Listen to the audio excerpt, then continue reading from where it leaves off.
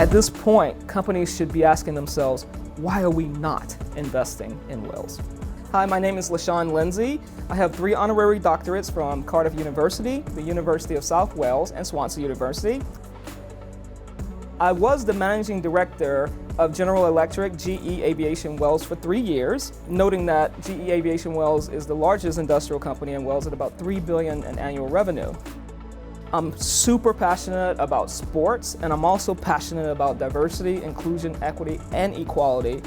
And I think it'd be hard to match my passion for Wales. Wales is a beautiful country with a beautiful culture, great food, the arts and song, phenomenal sports, solid universities and colleges. It has its own language, and more importantly, Wales has just amazing people. When I was at GE Aviation, we're sitting there in the heart of the Welsh Valleys in Nottingham, and I still get made fun of for the pronunciation that I have put onto that. We had a partnership with the college. Our apprentice program was actually harder to get into than it was to get into Harvard.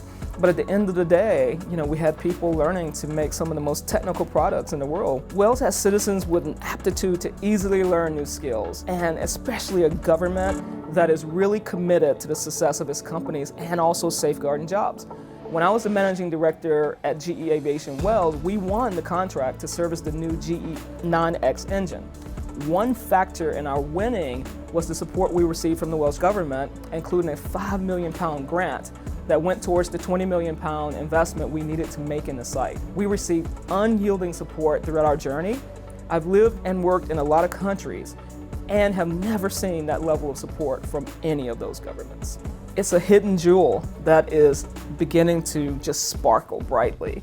Again, investing in Wales just makes good business sense.